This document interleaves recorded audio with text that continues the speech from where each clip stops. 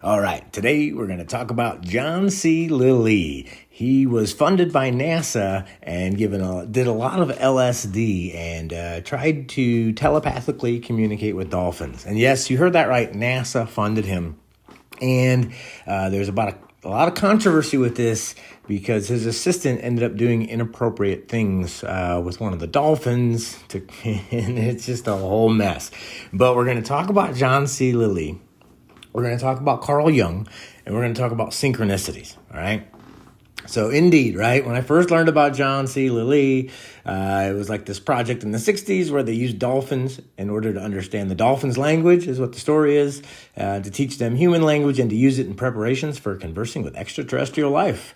And you can read that middle part. Margaret Levat gave some love to Peter, dolphin, to help him focus. And John C. Lilly used LSD on dolphins in desperation that they will learn the human language. And, but it seems like the dolphin was abused, right? But then look what ended up happening to the dolphin, right? And I don't even want to say that out loud because it's sad. But this is a messed up story, this whole John C. Lilly thing with NASA and LSD and the dolphins.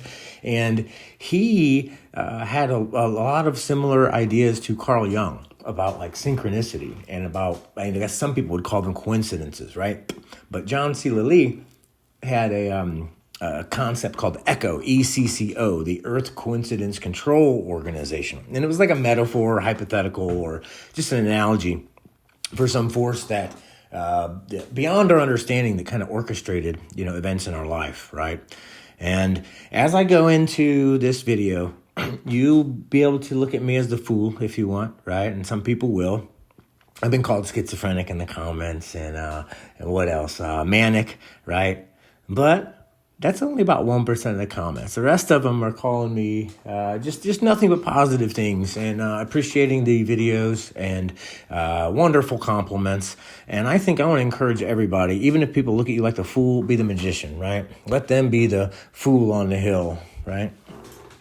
And it just the main thing I want to hammer home with this video is I think there comes a point in your life when reality starts to wink at you, okay?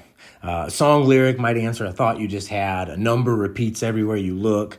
Jung called these synchronicities, like meaningful coincidences that have no causal link but feel charged with intent.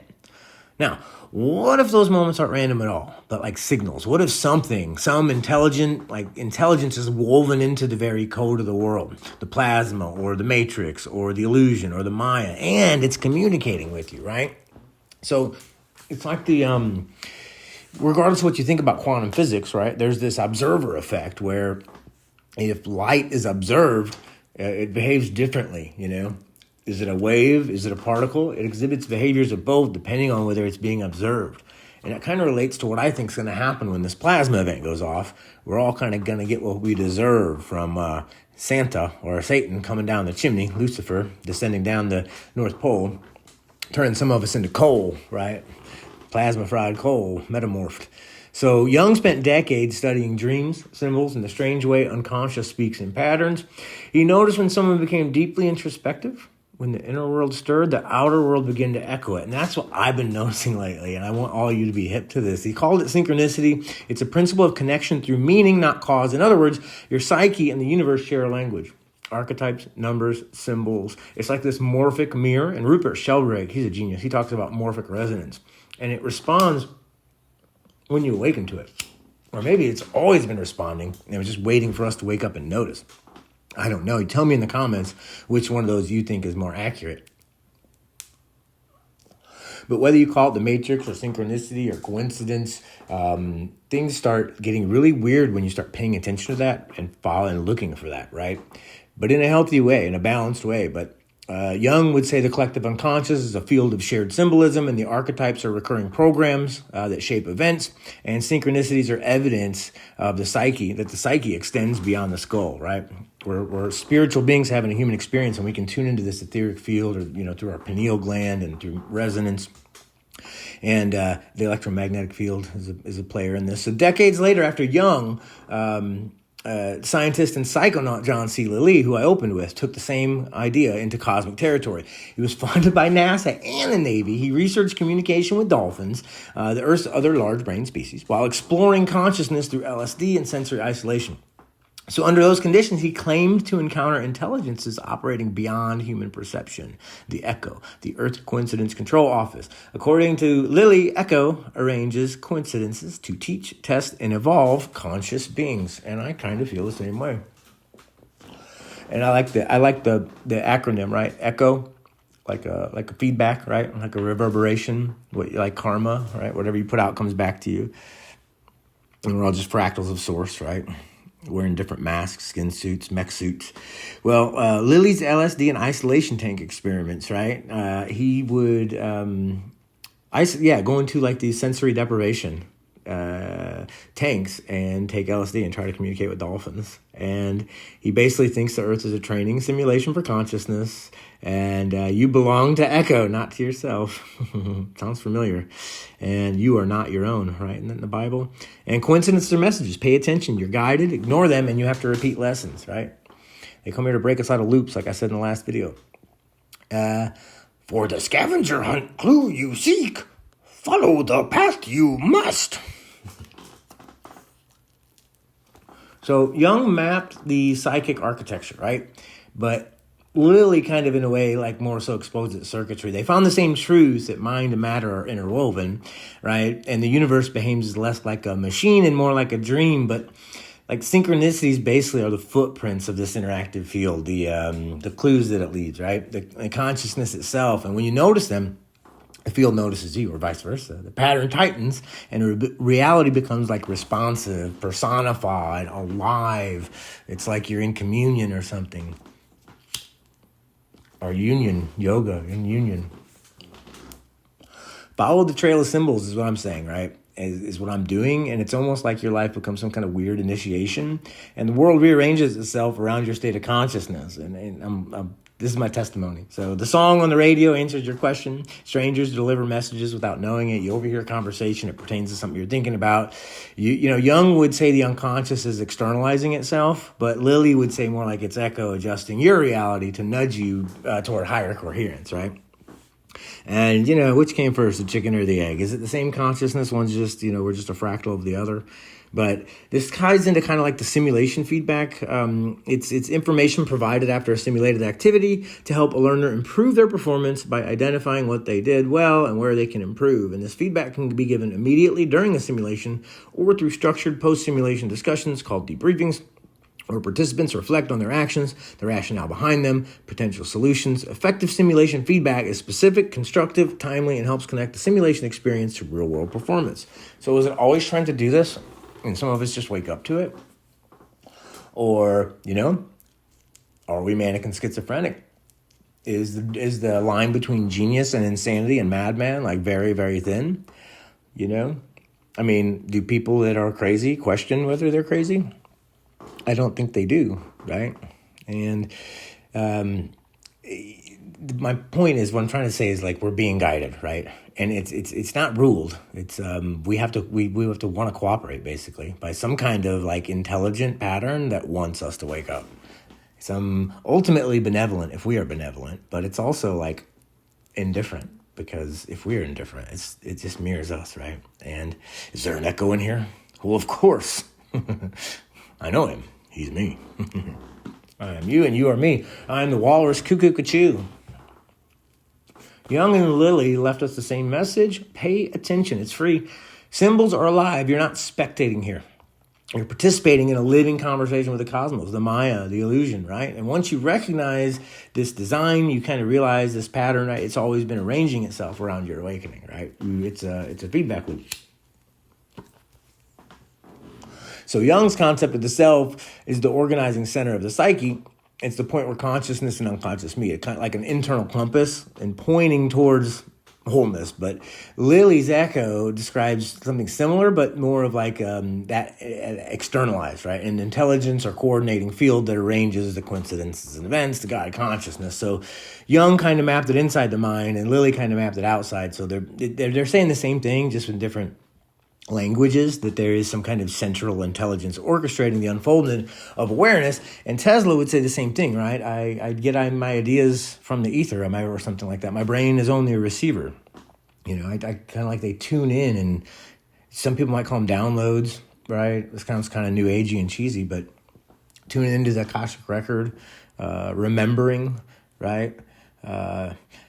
It just depends on what you want to call it. There's 9 million different names for it.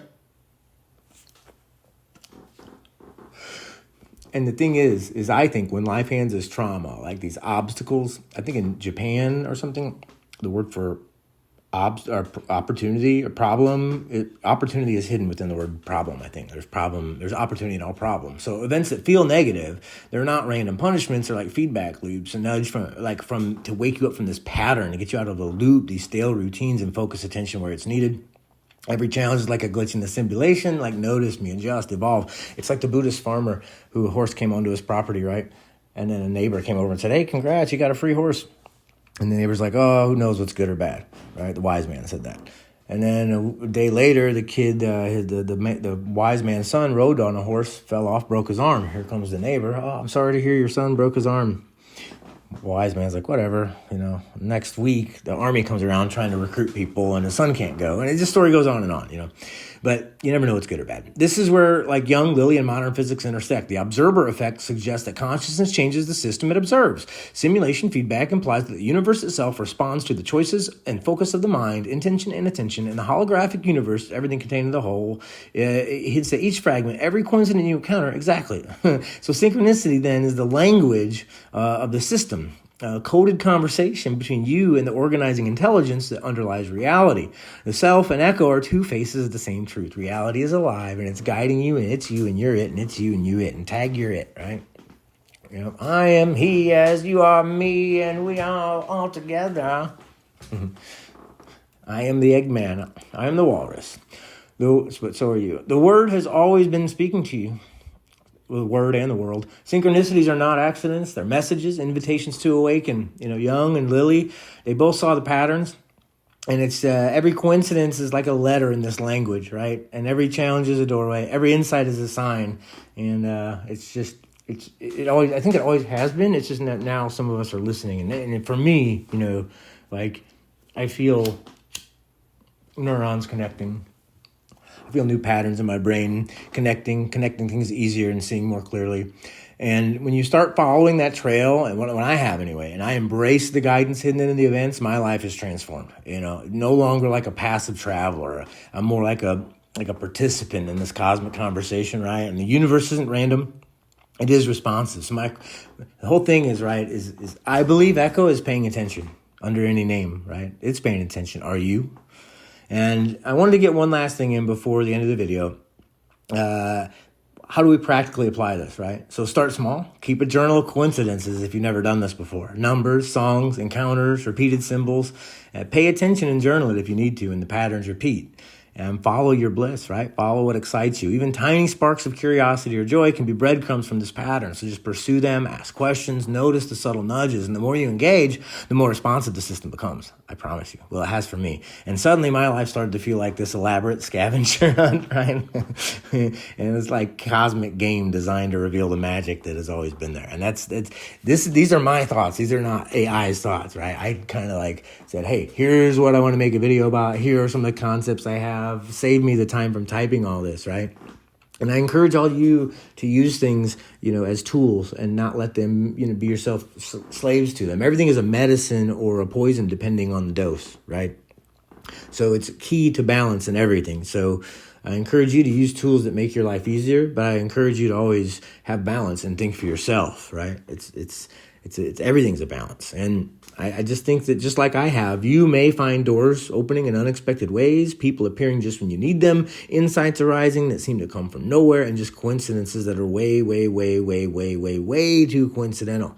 And I just want to encourage you all to stay playful, stay observant, stay curious, and do like I am. Treat it like an Easter egg hunt, right? Orchestrated by the universe itself. Yours truly, right? In disguise. Brahma took different manifestations so he could trick himself into forgetting that he was everything, right? Something like that. But while I was looking for pics and images to go with this video. I found this one. And I'm not into, gematria myself, but whoever is, check that out and look at the squatting man. And I don't know, it just seemed interesting. It stuck out to me. I noticed patterns. There's something about it, and it intrigues me. And, the ancients have been trying to tell us forever. Everything has like phi encoded into it, and this Vesca Pisces and these, sacred, I guess, like geometry, basically, right? And just patterns. How we awaken to this is to notice patterns and notice synchronicities. And I think things like mandalas, things that are fractal art, the art of Alex Gray, who does this stuff for Tool, right? Reminds me a lot of plasma too. But I'm closing this video by saying this. I am pursuing my bliss, right? And thank you to everybody who's supporting me in any way, shape, or form doing that, watching the vids, sharing the vids over at my Patreon. But who knows about OrpheusKhrystos? It's the 13th constellation. And, there's a lot in my mind that's hidden about 13, and it's powerful. It's a prime number. And why is it not considered a constellation? Isn't there other, sidereal or other, there's 13 sign astrology, right? And so, who knows more about it? And don't just Google it, right? But if you know something, right, I want to hear it in the comments. And to conclude this whole thing, what researching this episode made me think of was the Kobayashi Maru experiment, right? It's a fictional spacecraft training exercise in Star Trek, right? And it's designed by the Starfleet Academy to place Starfleet cadets into a no-win scenario. The Kobayashi Mount Maru test was invented for the 1982 film Star Trek Wrath of Khan, and it has since been referred to and depicted in numerous other Star Trek media. So yeah, is this what this is? I don't know. Tell me in the comments what you think. Are we in an unwinnable simulation?